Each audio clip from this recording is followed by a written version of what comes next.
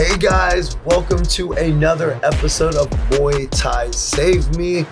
Guys, you already know this gentleman sitting next to me, my business partner Edwin Lopez. Yes, where is it? Hey, there it is. Right there. He's been working on that, guys. He's been working on that. All that both times. But across from us, you might have heard her name being spit out here and there, but Kimberly Amaya. Welcome to the show. This was not supposed to happen. I'm so upset right now. It's okay. I had like a full bullet notes list ready to interview you guys. Yeah. Surprise! Surprise! But you know what? I think that you have such an amazing story, and you've been with us for multiple years, and you're such an important role model and piece of this company, and just everything that you contribute. That I just think, just hearing your story, you know, like would be amazing for many individuals. And a lot of people they only see Kim like here and there in the front, but they never really, I don't think Kim has really ever shared her story. I think this would be a great time for her. Yeah. Definitely. Why don't you tell us a little bit about when you started with MTK? I mean, a lot has changed since then, and you know, you're so young and everything, but you've come so far and you've grown so much as a woman. Yeah. And tell, if you don't mind, share your old self too, like what you used to do, like all your bad vices that you do. Yeah. Tap into that, because again, this podcast is designed to inspire people that you can change. Maybe you're going through something that you don't know there's a way out, but maybe your story can touch someone. So please, if you don't mind, like share all that. It's a good story. We should put like a tier counter like on the screen right now. Is there everything's going black? Like I'm just seeing you guys. But my name is Kimberly Amaya, and I am 23 years old. And I was born in California, but I was raised in Virginia. So on the East Coast, in Sterling, Virginia, to be more specific. And it's not like a small town, but definitely has like small town vibes. So like everybody knew everybody. It was pretty safe from what I remember it being. And then when I was 13 going on 14, I moved to California my freshman year of high school. So it was definitely a huge culture shock, like coming from Virginia to moving to like California and seeing like the complete like 360 that it was. What were some of the 360s that you saw?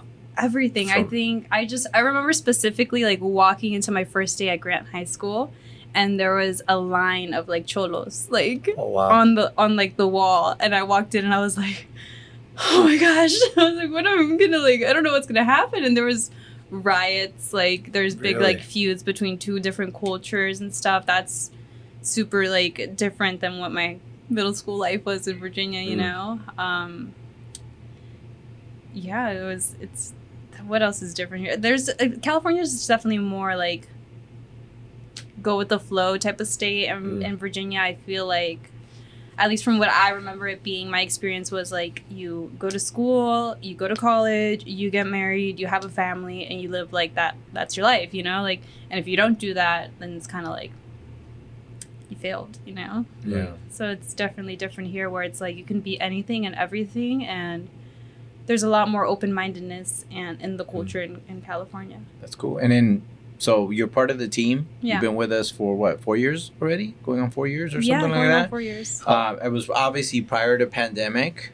And I remember interviewing you, but what made you apply for a company like ours in that time that you did it? Because I know it wasn't what it is now, and the role that you play and the importance of this company, or where you position that you stand now. Because you just wanted to kind of like just to make extra money, from what I remember, just to have a job. Yeah. But like, why a gym if you had never done anything like this before? Honestly, I was just looking for a job, and I remember applying, and at the time my mindset was I just want something that's chill. I just want something that would require like the least labor possible. So I applied for front desk positions. And which, going back to that, if you would have interviewed you the way you interview now, and they would have said that, hired me. Exactly. So there's hope out there hired. for those who haven't gotten a call back. Anyways, go ahead. But yeah, I was just looking for like a front desk position, and you guys weren't even under Muay Thai Kickboxing Gym at the time. You guys were under MTKG. And the person who called me was like, yeah, this is so-and-so with MTKG. And I was just like, and you guys told me to come in for an interview at 8 p.m. So I was like, I'm either going to get kidnapped or, like, I don't know what to expect. I didn't think it was real. Right. So I kept trying to Google you guys. Like, I didn't ask for the address or anything, but I eventually found it, and it was this gym. So I came in, and I remember seeing Jen at the front desk, and she told me to have a seat, and she was just kind of, like, asking me questions. Oh, like, what made you want to apply? What are you looking for? And I was just answering them and stuff. And she was like, do you want to go see the gym? And I was like, yeah, I'd love to. And, like, she took me in, and, like, I was watching it, and I was just like, I really didn't know what to expect from the job, but I remember sitting down with you. And at the time I just graduated massage therapy school, but I didn't, like, have, I guess, a full career in it. Like, I was just kind of, like, little side gigs here and there. So I needed something that would bring me in, like, stable, like, income. But I remember Edwin, like, interviewing me. He's like, so tell me about yourself. And I was like, well, I'm a college student and I massage and, yeah, I'm a great people person. And I remember walking out thinking, like, I killed that interview. I was like, I absolutely got that job. That was funny because I was like, she sucked at this interview, you know? But she got the job, you know? Because we need somebody. Yeah. I thought I killed it. I thought I did a great job. But it's funny because, like you said, like, looking back, would you hire yourself? And I was like, no, I wouldn't. I don't think I would. But, you know, it was crazy that even on your first day, I mean, you're nothing like who you were before, but one thing that I think me and Neil will agree, you've always been a hard worker. Mm-hmm. You would always pick up any shift. You would always be very coachable and doing whatever it took in this business, which we admired from the get-go, and we were like, wow, because you never shied away from, no matter what it was, whether it was cleaning, taking on double shifts, you leaving and us needing you back, and you'd come back that next day, and for that, we were like, wow, because... that alone is huge because very few people have good work ethic like that, you know, especially young at that time, you know what I mean? Right. Where it's like... How old were you when you started? Like 19? I think I had just turned 20. Just turned 20, You know, like, think about it. Like, most people your age at that time, they need a lot I know of work. People our age that are not like that. They're fucking lazy, dude. That They're is like, true. they don't want to work. They want to fucking crack a beer as soon as it's 5 o'clock. They want to bitch and whine about whatever it is. Yeah. But you know, you have individuals which, you know, gives me hope that they're out there somewhere because they're very hard to find, but there's still great people out there that want to work hard, you know? There is. I definitely get my work ethic from my mom. She's always been, like, a hard worker. Oh. Tear ding. But she's I just remember growing up and she's always had 2, sometimes 3 jobs. My mom suffered 2 strokes because of it, because she was working so hard. You know, she would work cleaning offices, and like the restaurant jobs always took like a toll on her. You know, she would be like chef and stuff, and then she would go to school to try and like get like higher positions, and she did that. And raising 2 kids, like being in an abusive relationship, like I just look at that and I'm like, I have no excuse, you know. And she's always instilled that in me. She's like, I remember the first advice she told me when I started like applying and I was working, she would tell me, she's like, if there's nothing to do, like you grab a broom and you sweep. I love that. She's like, you don't just stand there. Not many people are taught that anymore, you know? And your mom, I mean, she's a very strong woman, right? And I remember, like, you know, I don't know if you want to tap into it, but your mom's a very strong woman. And, you know, there was a lot of times that you went through a lot of emotions here working. And, you know, I remember, like, not knowing your full story. And, like, me telling Jen, like, why is she crying? And then, like, she's like, or, you know, your mom, do you mind sharing a little bit of that? Because I think, just like other guests that we've had, like, there is people that get raised in hard lives, hard homes, hard struggles, and I just think, like, and it's going to be so hard to compact your whole life of how much you've changed in this episode, but I know your story, a lot of us know your story, but, like, you've gone through so much, but you've become this epic leader in your family, in your family tree, and the way you're changing it, that I know that the seat of the root of where it what's your inspiration and your why right now is your mom. Yeah. Can you share that a little bit about why your mom is your inspiration? What's the situation that you guys have been going through? Yeah. And how, even with some of the things that haven't fell through in the last couple months, Right. you're still inspired every single day to move forward and keep a positive mindset. Yeah, for sure. I think growing up and seeing my mom be in an abusive relationship was with my biological dad was definitely hard because it's crazy because people ask me about my childhood and I couldn't tell you anything. Like I remember like moments where my mom was getting beat, but I don't remember like going to a playground, or anything like that. But I know we would always leave, and my dad would always find us and we would go back, and when she finally met my stepdad, we left, and I call my stepdad my dad because he raised me. So when we moved to Virginia, when we moved from Virginia to California, I was like a complete 360. We finally got away from my dad. She was finally able to build a relationship with my stepdad, and I don't know. She's just always like gone forward. Is my mom perfect? No. Me and her, we have our ups and our downs. More recently, she's made decisions, and she had to be deported to. Not deported. She wasn't deported. She left to Honduras, and that I was freshly out of high school. I was 18 when she left, and people think like, oh well, that's great. You were 18. She left you with your own apartment. Like you had a car. Like that's so awesome. And I'm like, no, it wasn't. Like I just had gotten out of high school. I had just was learning how to be an adult. Like I had all these responsibilities on me where I didn't know how to navigate it, so, and I had so much freedom that, like, I fell into things that, like, had no benefit to me. I worked in a dispensary, and in that dispensary I partied, I drank all the time, I smoked every day, like, I felt like I could, like, I smoked weed, like, I was dependent on it, everything I did, I had to smoke weed, I had to be high, I had to drink, because I felt like I couldn't have fun without it, like, I felt like, I just felt like, in a way, like, it made me a better person. Like, I was more social, like, and, so when she left, it just allowed me to go into this deep rabbit hole of, like, just bad habits, And I fell into my rabbit hole.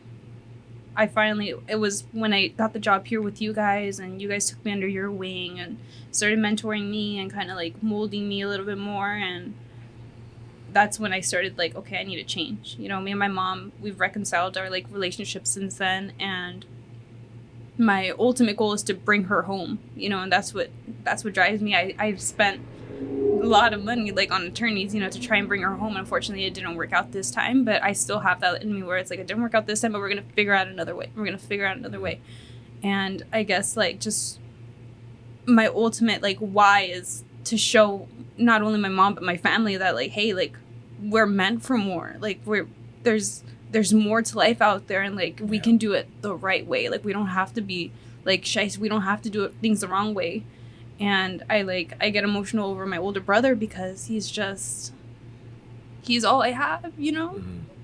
It's me and it's him, and it's my stepdad too, but.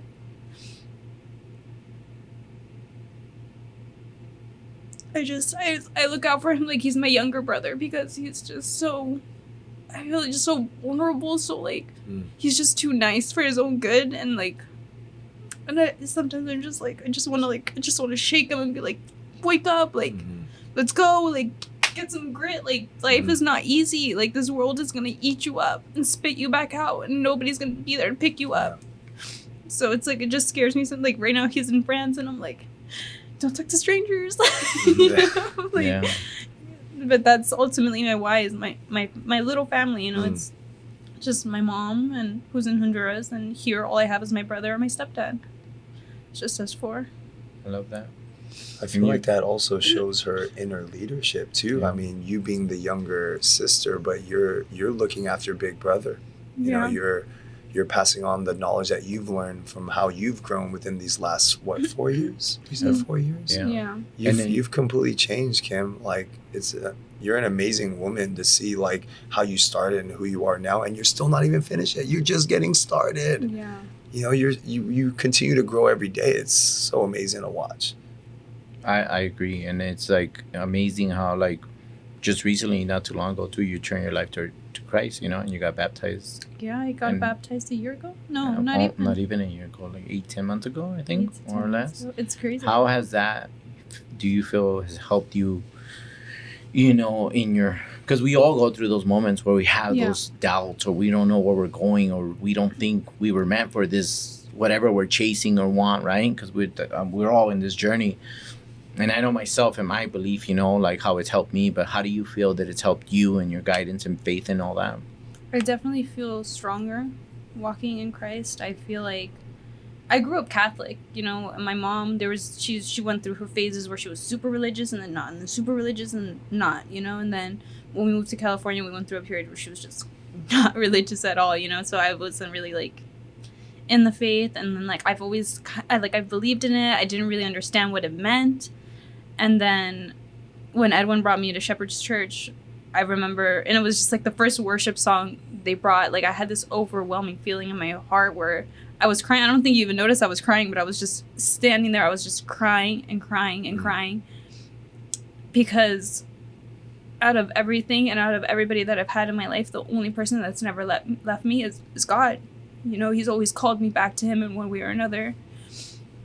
He's always put his hand over me. He's always there's situations I've been in where I'm like, fuck, like how did I get out of this? And like I know it's just because God has a greater purpose for me, and it's definitely like being in church refuels my tank every time, you know, like reading the Bible, and it gives me like hope. It gives me strength because it makes me like it realizes me like it helps me realize that not like Jesus himself has felt what I've felt. You know, he's felt betrayed. He's felt hurt. He's felt loved. He has joy. Like he's felt everything that I felt, and because he's walked through it, I know that I can walk through it, and that he has a greater purpose for me and for what I do. And that's amazing because, I mean, we all see the difference of how you've changed and everything. And one thing that we love about our team and our culture here, and you see it day in, day out, and the students see it, but you see the change as like what you see. Tell us a little bit about like now the influence of what you give when you see members coming in here. Sometimes they might have a bad day, or you know what I mean, we're very huge about, you know, and hey, remembering people's names and calling them out and saying they did great. Like, how do you feel is your biggest contribution as being part of the team here towards our members when they come in, or how have they influenced you to be a better individual? I think it goes both ways. I feel like Muay Thai has saved me in like such a different way than it has for a lot of our members. A lot of our members, it was like physically being in the art, but like for me, it was working in the company, you know, and having your guys' mentorship and guidance. And then eventually I started training. I didn't start training until like, I think now has been the most consistent I've ever trained in Muay Thai, but I definitely like seeing the growth of the gym and seeing our members and hearing their stories and seeing the way they walk into a class. So like whatever it is, tired, sad, angry, annoyed. And then the way they come out, it's like, it's crazy, you know, like I don't know, it's kind of like those couches, like, you know, the suede, like where you flip it one way and then you like the other way and it's like two different colors. I love like that's how it is. Like they walk in one way and they come out another way, and I'm just so grateful to be a small part of that, you know, because it's like at the end of the day they do it on their own. They bring themselves here, and that's what I tell them. Like when I sit down with them, I'm like, you just have to get here and we'll get you through like the hour and 15 minutes that we have you, and like, you know, we can't change your life, but we can be that small part of their day that changes their life. Yeah.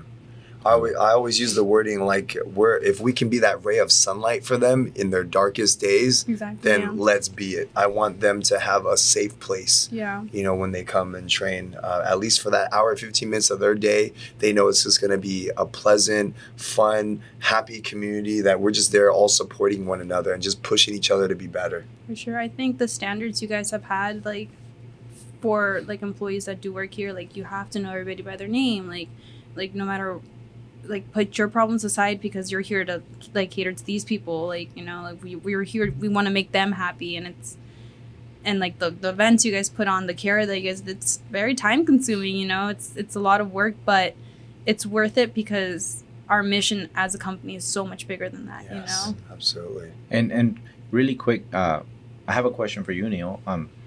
You've obviously seen a change in Kim's working out, eating, and everything, and she talks to you and constantly picking your brain, like to ask for like guidance. Now you've seen like where she's like, she'll take her lunch and she'll go take one of your classes. She'll go do that.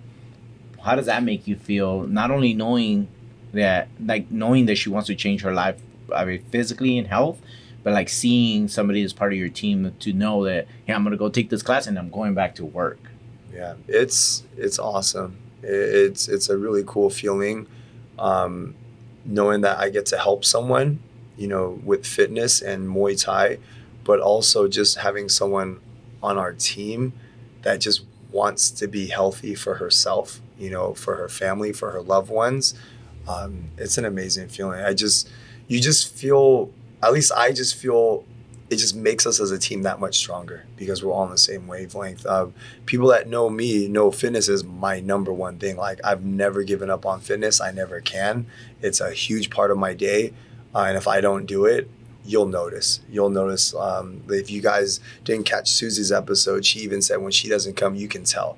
You can tell when I haven't worked out for a period of time, whether it's due to injury or just me being sick or whatever. Like, it affects my mood, it affects my work ethic, and I love it because when I see my team working out, I can see their energy levels and they're pumped and they're amped up and they're more, like, I'll see Kim more invigorated to talk to members and high five them and be like, yeah, you got this. And that stems from her working out because she feels good.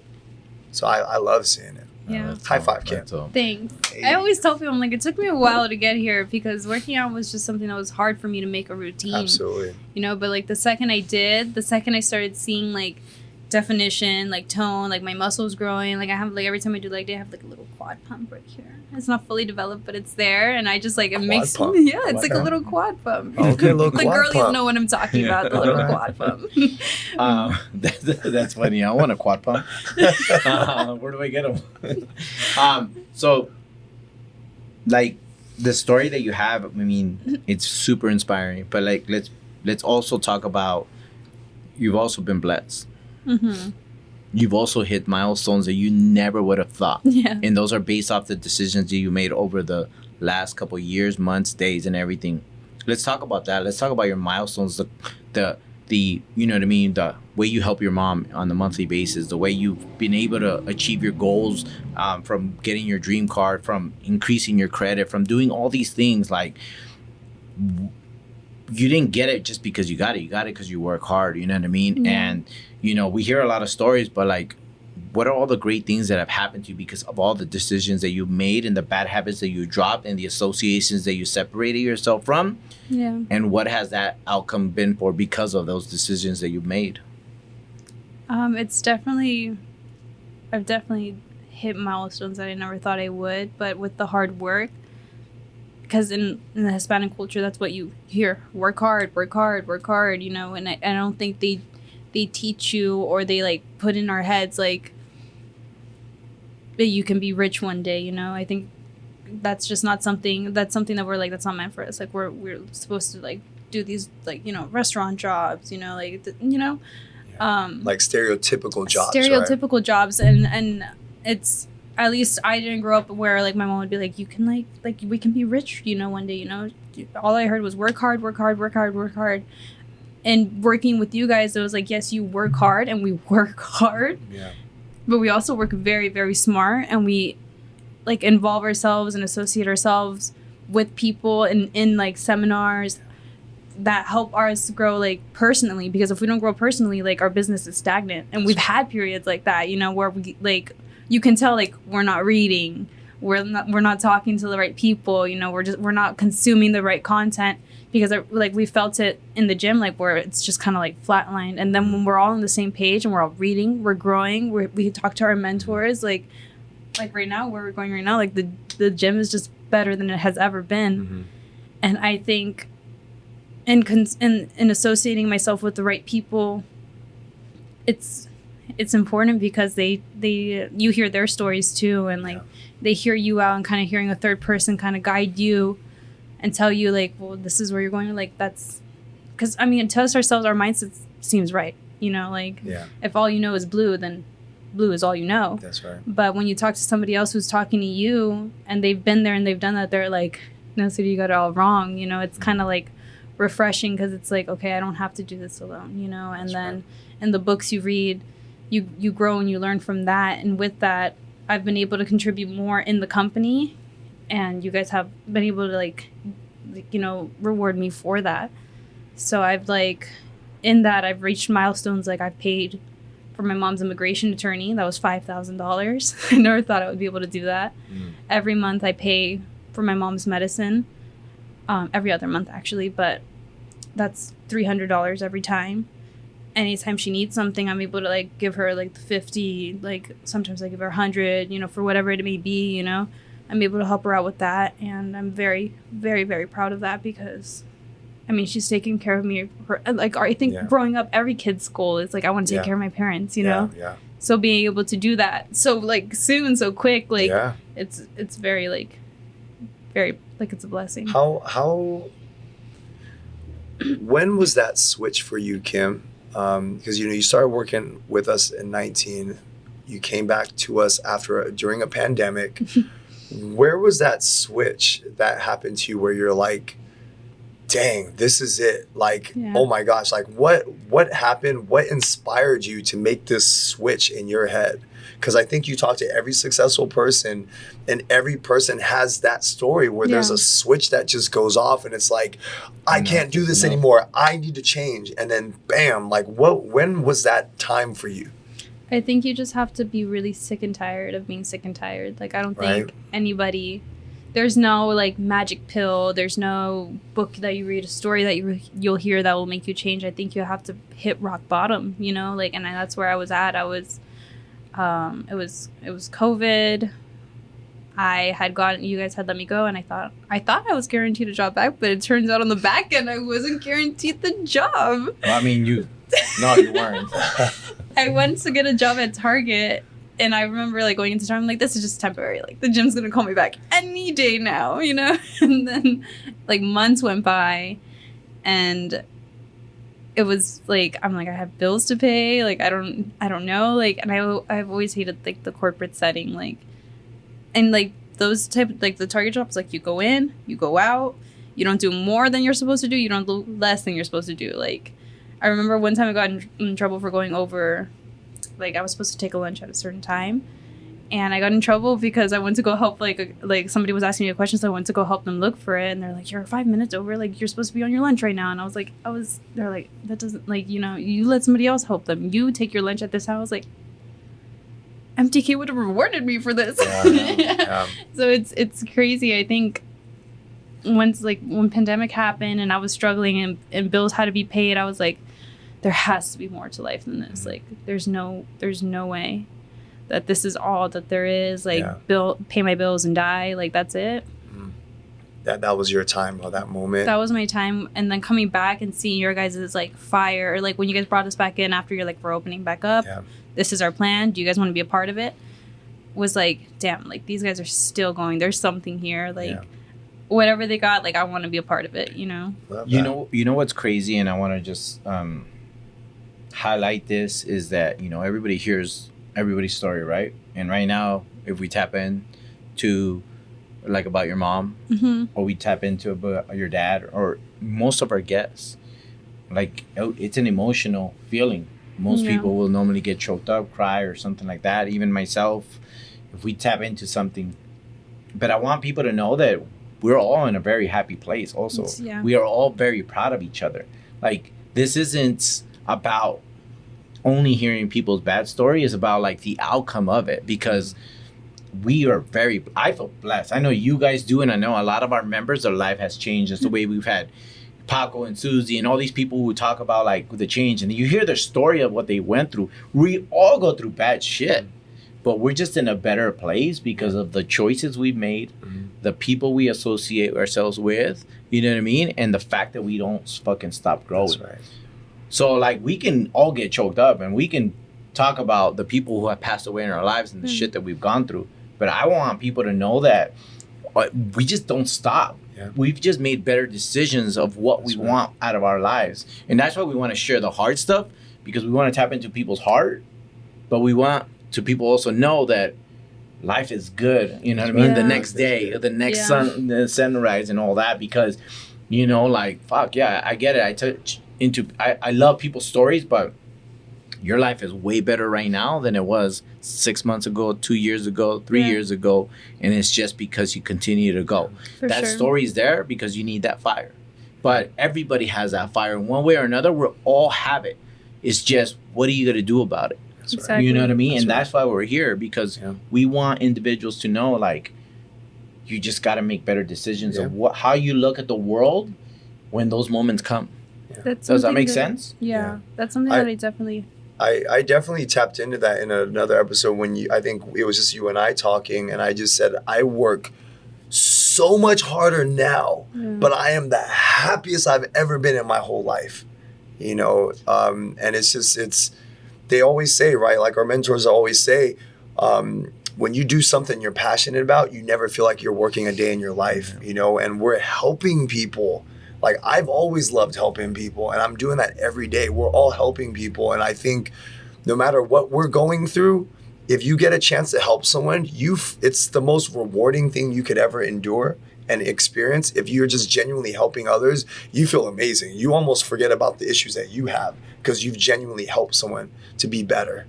Yeah. You know? I think, like, people always tell me, like, you're so young, you have so much time, like, why are you working so hard? Like, I've heard that a lot, you know, and it's like, but I'm so happy. Like the things I'm able to provide for my family, the experiences I'm able to give them, like, I would have never been able to do this anywhere else, you know? I would have never, like, as fast as I have, you know? And it's just, I think what people don't understand is, like, you go, like you said, like, you go through, everybody has a story. Good, like, everybody has a story, a period they went through that was very dark for them, but it's what you do with that pain that determines, like, your outcome. Like, you can either succumb to it or you can make it a part of yourself. Like, my mentor has always told me, she's like, you have a story. She's like, and you need to tell it to people. But they need to know what has that made you into. Like, I didn't break, you know. I took it and I ran with it, and I'm the best that I've ever been now, you know. And I can only imagine, like, where I'm gonna be in 3 to 5 years, you know. Yeah. With you guys. Because a lot of people don't tap into that. Like, Kim was strong enough to keep pushing through that pain, but there's a lot of people out there that don't. A lot of people just succumb to that pain and that emotion, and they get into this weird mental space. Bad habits to numb it, you know. Yeah, they get into this weird bad space, and here come the bad vices, and they just never seem to get out of it. And it's a shame, you know, because there's a lot of potential out there for so many individuals, but they never tap into it. And that's honestly why I wanted to say, like, that's our ultimate goal. Like, I don't want, at least for myself, and I know everybody else here, if you ask any guest that we've had, nobody wants to be like, oh man, I'm so sorry about your dad. You know what I mean? Like, I don't think I've ever told you that. You know what I mean? I'm like, you know, when those moments where you're tired, what have I told you? Don't forget what you promised your dad. Don't forget what you promised your dad, right? Because there's some moments we all have it. We're tired. We don't know if this is for us. We all go through it. Everybody does. You ask anybody. But it's those moments where you need those people to tell you, like, hey, don't forget that. You know what I mean? And it's not to make you, I don't do it to make you feel sad. I don't do it to make you this. I don't do it for that. I do it because you're like, okay, that's my why. That's where I got to go. I got it one more day. One more day, like Ed Milet says. You know what I mean? The power of one. And that's what it's about. You know what I mean? And it's like, I don't dwell on my sad stories. I just look back and I'm just like, let's go, look back. And sometimes we're like blessed and we're just like, we forget because we're so busy, and you're like, oh, wait a minute, like you'll complain about something, but you're like, oh shit, you know, but you're fucking cutting up a 8-ounce steak from fucking Larson's, you know what I mean? You're like, you know, things like that we were blessed in those moments, but we're there because of the decisions we made based off of the cards that were delivered at a certain times in our lives, you know what I mean? That's something I appreciate you guys so much for, because working for MTK has like just changed my life. The people like I'm associated with, like my only friends, like close like friends, are you guys and Jen, you know, and it's like it's so important to keep. And now Ruth. And Ruth. Yeah. Shout out to my girlfriend. Shout out Ruth. Ruthie. But it's so important because we feed each other, you know, like, and when like even with Jen, like I love Jen so much because we have like a joke running, you know, like when I'm like, oh, I'm so tired, or I don't feel like making these calls, she'll be like, oh, like, do you want like the hang in there kitty? Do you want the hang in there kitty? Have you guys seen the poster where the cat like hangs in there and she's just like making fun of me, like, and I'm like, no, I'm good, and like she'll like have her moments too, and I'm like, do you want the hang in there kitty? That's dope. So like it's like that. it pushes each other. It's like, okay, like cry it out, but then like come on, get back That's in right. it, like We have our let's own, go, no? soldier. Right. What's yours? We're like, you want to be a pussy? Oh, my vagina hurts. But you know what? Like we've had that. Yeah, we're like, my vagina hurts. You know? But that's what it's about, man. You know, like people say, like it's not the destination, it's the journey, and that's just I love my life wherever we are because you just see that it pays off. Yeah. Some people think it has to be $1 million, it has to be this, it has to be that. That just happens to come with the right decisions that you make. But ultimately, I know people that have a lot of money that are miserable, but I feel happy. I feel happy with, you know, my relationships and my partnerships and everything and where we're at. Yeah. I feel happy that, you know, like we always talk about, hey, there's going to be a day where we're going to miss this. Yeah. There's going to be a 100%. day where we're going to have another gym and we're not going to all be able to work together. You know what I mean? There's going to be a day where we're going to have a big studio where we're going to do this somewhere else and be like, do you remember when we were in North Hollywood? Do you remember when we were in the little lobby like this? Yeah. I promise you, because I remember my old businesses. I'm like, I can never go back to that. Because it's just outgrown that. Yeah. You know, the business just runs different. So I love the moment. I love you guys and everything, you know, what we're doing. And I know that we're wrapping up and we're coming to an end, but we just want to thank you for your story. I think it's huge for people to understand because people see you in, day out.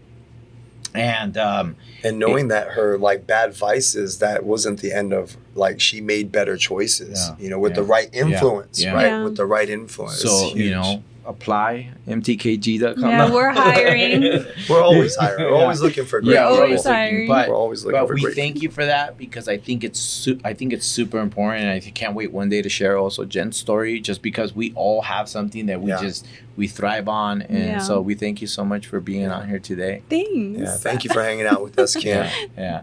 Now let's go get back to work because we're all here. Anyways. You want to let us up? Go ahead and close them out. Okay. Hey, anyways, guys, thank you so much. Another episode of Muay Thai Save Me here with... Why do you sound like you're reading a teleprompter, buddy? I am. I'm nervous. You never let me do this. I'm like, thank you guys for allowing me. Nah, but on a serious note, we want to thank you guys for another episode of Muay Thai Save Me. If you love this episode, please share, subscribe. Shut up.